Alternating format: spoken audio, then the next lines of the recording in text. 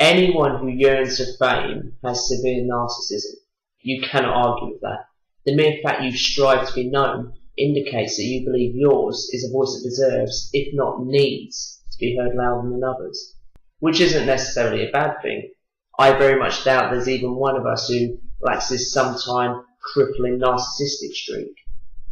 Be it a desire to be noticed and lusted after for our perfectly crafted gym body, or something as simple as merely wearing a hat designed with the intention of taking attention off of the other meaningless, nameless, grey parts of humanity who are all dealing with their own wishes to be desired. But we're focusing on fame.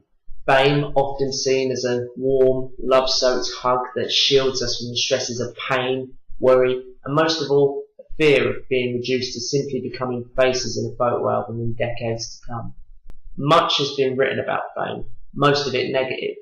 In the past 15 years, fame has suddenly become attainable through the rise of reality television, where having an inviting vagina is enough to get you a primetime show and adulation, which undermines the feeling, and often the truth, that fame is a reward for immense ability in a particular field, be it in sport or the arts.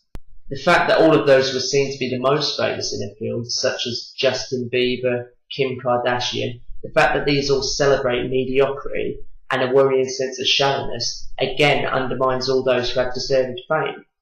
Again, this is subjective, as is everything that comes down to taste. But if every debate had to take subjectivity into account, there would be very few debates. As we live in this internet generation, where people judge from the display pictures, be it how quirky they are, how pretty they are, how prominent a part their tits play in the picture, we found something new. Fame for simply being new. Not even the carefully crafted and meticulously choreographed you that you present on reality television. We're just talking you. No talents, no goals, just an intense desire to ejaculate every thought from your brain onto thousands of people's Twitter pages. Be it Olly, Riley, Jamie Smith, or any of the countless others who see Twitter as the one place where they can be seen as a vital part of society. We can look at Twitter fame as a harmless factor of our times, a sometime irritating celebration of the bland, or we can delve a bit deeper and ask ourselves why fame is something that is strived for by so many. Once upon a time, money was the driving factor in achieving fame, not here. And what I want to know is why so many people in this younger generation are mixing up notoriety with fame. Take young RILEY69, gleefully tweeting insults and provocative statements that he knows will make you all explode with gobsmacked rage before you nobly sew yourself back together and call him a cunt via Twitter.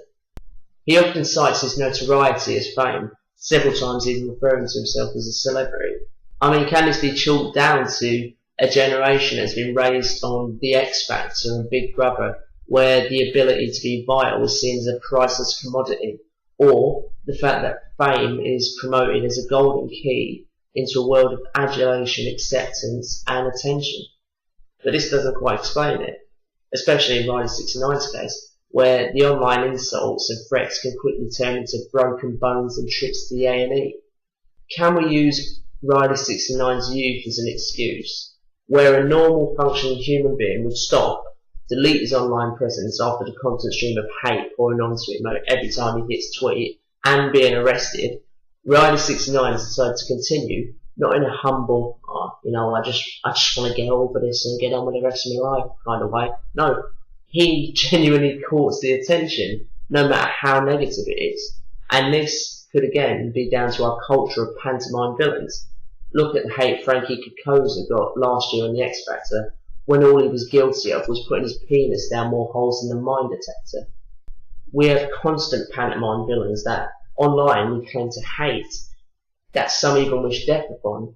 In reality, they stir less emotions than watching a film starring Keanu Reeves and Kristen Stewart. This is different in RILEY69's case. Despite having all the credibility of Christopher Biggins sneaking up behind Aladdin, he's not a pantomime villain. He's perceived as a benefit-scrounging, hate-spewing, vile fuck-up of our times. The problem is, he seems to view himself as a pantomime villain. We could move on to Olly Riley, who, if we're honest, receives almost the exact same amount of hatred. He's much more of a pantomime villain, despite the obvious adulation. But this is the obvious worry for these people. What happens next?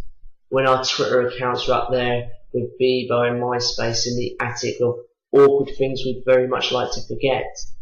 Where do these people go? The ones who have built their self-esteem on the amount of followers they have, the ones who have peaked at such a young age. Will they constantly be looking for the same high? The high of being talked about, loved, adored, even hated. The joy of their bland attempts at being profound, getting tattooed into some dodgy bint's mind. None of this explains why they do it. Why those who have no recognisable talent, who spend their days copying and pasting the thoughts of more intelligent people, why they feel this desire.